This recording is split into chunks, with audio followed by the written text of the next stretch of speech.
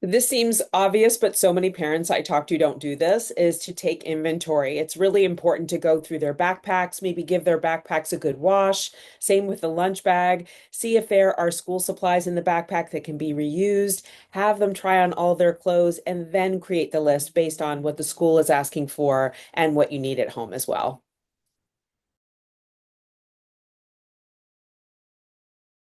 So I like big box stores that are lower cost, like say Walmart or Target, Kohl's, Marshalls, J.C. Penney, and then office supply stores as well, like Staples and Office Depot.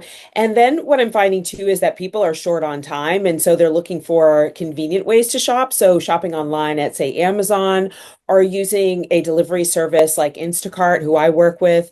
This creates a lot of convenience for consumers. And what's great about Instacart actually is they have a promotion coming up called Deal Week, which is August 11th through the 17th, where you can get a free lunchtime staple every day that you shop. And they have exclusive discounts at retailers like Staples and Container Store, and that's 20% off. So definitely look for those sales that those retailers are offering as well.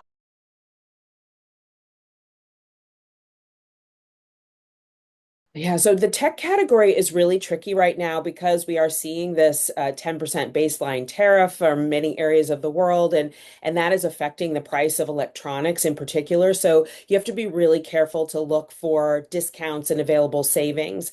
So if your child needs a phone, I suggest looking at a lower cost provider like a Mint Mobile, for example. They have an amazing deal right now on an S25 Samsung phone plus 2 years of service for $800 off. And that comes out to about $30 a month, which is really affordable for a child's phone. For laptops, I like to look at refurbished. Many retailers offer this option. So look at Target, Best Buy, Amazon. Make sure that the refurbished piece is also warranted. But that's a great way to go if, for example, your student needs a new Chromebook for the year.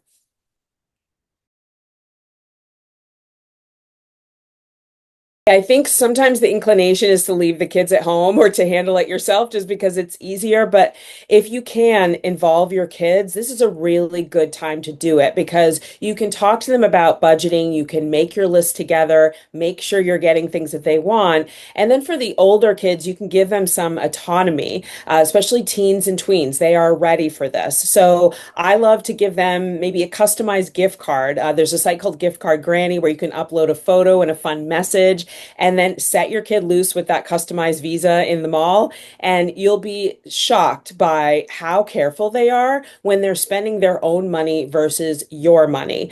It'll be amazing for both of you.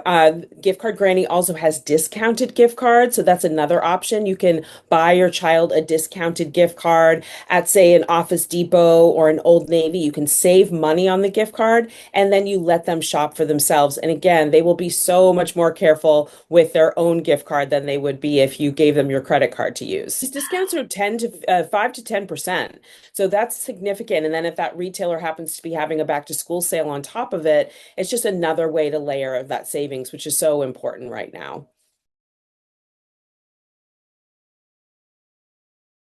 Yeah, so I love a tax-free weekend, and not every state offers them. And in fact, the last I checked, it was only about 17 states. And so the fact that Texas has one, this is something to take advantage of. Now, every state has its own rules.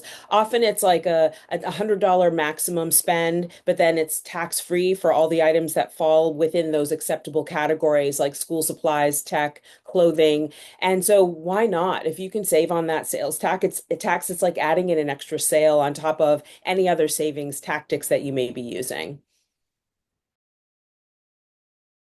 Well, this is a tip that I recommend a lot is that if you reserve some of your back to school shopping budget for after school starts, you'll find that when your kids go back to school, they may see that there are trends that they didn't anticipate. Maybe everyone's wearing skinny jeans this year.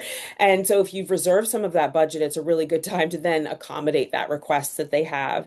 And then in terms of moving forward through the year, we're going to be seeing a lot of tariff related price hikes right now. And this is a big concern for shoppers.